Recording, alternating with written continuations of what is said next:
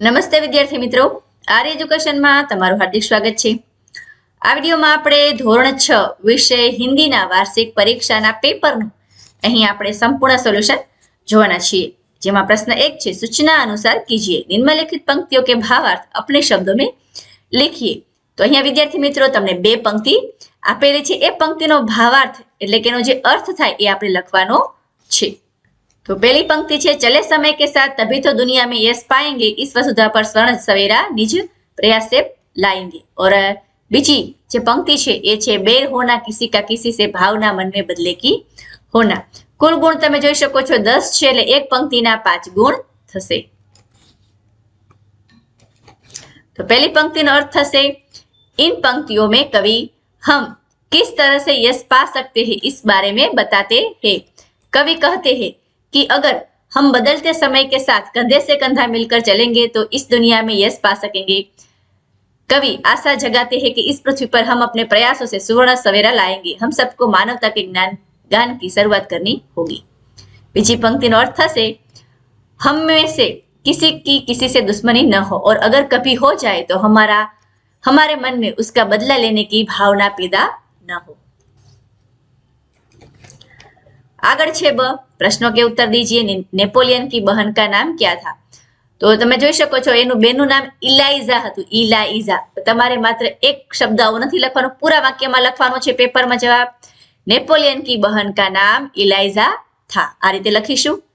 બીજો પ્રશ્ન, भिखारी के कटोरे में क्या था? तो जवाब લખીશું, भिखारी के कटोरे में कुछ पकौड़िया, अमरूद, रोटी के टुकड़े और कुछ रेजगारी थी. आ रीते આપણે આન્સર લખીશું પૂરા વાક્યમાં. प्रश्न 2, सूचना अनुसार कीजिए, सही वाक्यांश चुनकर वाक्य फिर से लिखिए. पूज्य गांधी जी ने कहा था कि, पहला ऑप्शन में आवશે सी, पुस्तकें मन के लिए साबुन का कार्य करती है. वाजिद ने अली खाजा को, तो ત્યાં आंसर આવશે ए, अपने तह खाने की चाबी दी. ब, प्रश्नों के उत्तर संक्षेप में लिखिए. तो विद्यार्थी मित्रों તમે જોઈ શકો છો તમને અહીં બે પ્રશ્ન આપેલા છે અને પછી ક માં પણ આપણને પ્રશ્ન આપેલા છે, જ્યાં પણ તમને બે પ્રશ્ન આપેલા છે. તમે જોઈ શકો છો બધા પ્રશ્ન ફરજિયાત છે. पहलो प्रश्न, बूट पुलिस वाले ने राहगीर से क्या कहा? बूट पुलिस वाले ने राहगीर से कहा कि मैं आपके जूते चमकाकर शानदार बना दूंगा, उनमें अपनी शक्ल देखकर फिर पैसे दीजिएगा. बीजो, कविता में कैसे जल बहाने की प्रार्थना की गई है? तो कविता में करुणा का जल बहाने की प्रार्थना की गई है क्योंकि उससे हम सबका मन पवित्र बनेगा.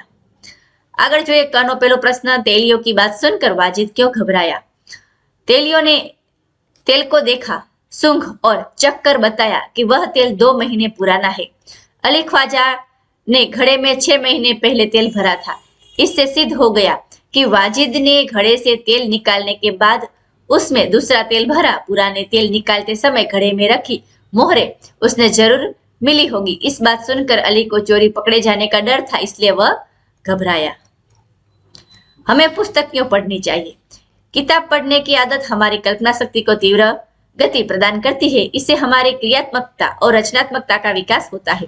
किताबें पढ़ने से एकाग्रता में विकास होता है, जो कि वर्तमान समय में अति आवश्यक है.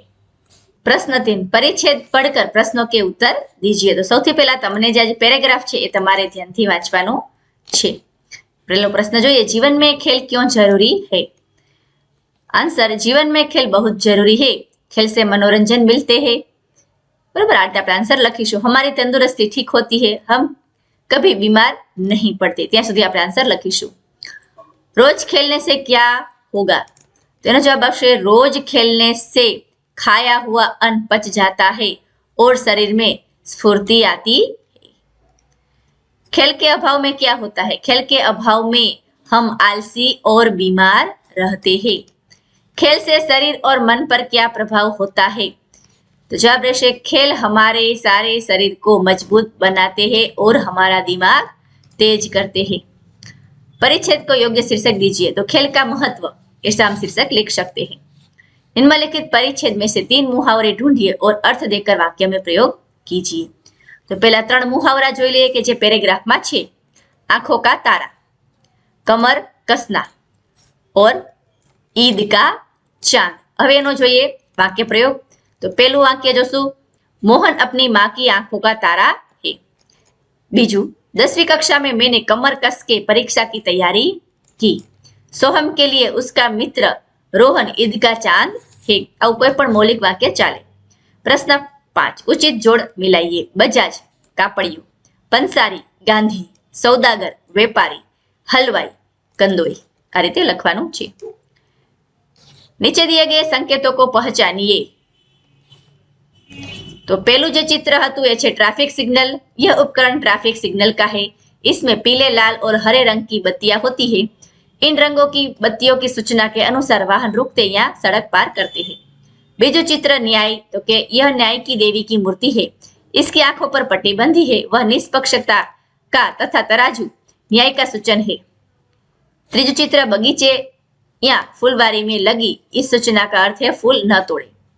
અને ચોથું चित्र, इस चित्र का अर्थ है इस क्षेत्र में शांति बनाए रखे। प्रायः अस्पतालों के आसपास यह चित्र रखा जाता है। बराबर, तो आ रीते आपणे 4 वाक्य विषे लखवानुं, चित्र विषे लखवानुं हतुं। प्रश्न 7, निम्नलिखित वाक्यों को मातृभाषा में अनुवाद कीजिए, એટલે કે ગુજરાતી કરવાનું છે। राजा ने अवंती को बुलाने की आज्ञा दी। राजाए अवंती ने बोलावવાનો आदेश आप्यो। अली खाजा तेल का घड़ा लेकर घर आ गया। अली खाजा तेलનું વાસણ લઈને ઘરે આવ્યો। वह सोचने लगा अब क्या किया जाए। એ વિચારવા લાગ્યો કે હવે શું કરવું। એક ચીડિયા પેડ પર रहती थी, एक पक्षी झाड़ पर રહેતું હતું। दुर्गावती सुशील कोमल अति सुंदर और भावुक थी। दुर्गावती सुशील कोमल देखावड़ा અને ભાવુક હતા। તો હવે તમને કોઈ પણ માતૃભાષામાં આ સિવાયના વાક્ય હશે, કેમ કે આ જે પેપર છે એ તમારું પ્રેક્ટિસ પેપર છે, એટલે આમાંથી બેઠે બેઠું ન પૂછાય, પણ આપણે પેપર સ્ટાઇલ સમજીને પરીક્ષાની તૈયારી કરવાની। प्रश्न 8, निम्नलिखित विषय पर अपने विचार लिखिए। विज्ञान का महत्व, देवेंद्र की मानवता। तो आ बंने तमारे प्रश्न जे छे बंने फरजियात छे। बराबर, तो तमारा निबंध जे छे ई तमारे लखवानो छे। एक जे निबंध छे 6 गुण छे એટલે એક ના થશે 3 गुण। बराबर, એ તમારે જાતે લખવાનો છે। प्रश्न 9, उदाहरण के अनुसार समान प्रास वाले शब्द लिखिए। आर्थिक, तो एवो समान प्रास वाला शब्द थशे धार्मिक, सामाजिक, तार्किक। बराबर, आथी कोई पण लखी शकाय। नायिका, तो गायिका, सेविका, लेखिका, लिखावट, रुकावट, सजावट। पढ़कर, तो खेलकर, लिखकर। बलवान, भाग्यवान, शक्तिवान। आ रीते लखीशुं। उदाहरण के अनुसार संयुक्त वर्ण से बने 2 शब्द लिखिए। तो द અને ध એટલે શબ્દ બનશે ધ, શુદ્ધ। તો આવા અન્ય 2 શબ્દ લખીશું, બુદ્ધ, કૃંધ। બરાબર, આવું લખીશું। તો વિત એ આપણને ઉદાહરણ આપેલું છે, તો કુત્તા, છત્તા। પછી દ અને મ, તો છદ્મ, પછી સદ્મ। બરાબર, આ રીતે આપણે લખીશું। બરાબર, તમારા પાઠ્યપુસ્તક જે છે એમાં પણ તમારે આ એક્ટિવિટી આપેલી છે, તેમાંથી બેઠે બેઠી લીધેલી છે। विद्वान, तो द्वार, द्वेष। ब्रह्म, तो ब्रह्मांड, ब्राह्मण। आ रीते आपणे लखी शकीए। प्रश्न 11, निम्नलिखित चित्र को देखकर कहानी लिखिए। तो पहला तमारे जे चित्र जे छे 4 चित्र ध्यानथी जोवाना छे, ने चित्रना आधारे आपणे एक सरस एवी वार्ता हिंदीमां लखवानी छे।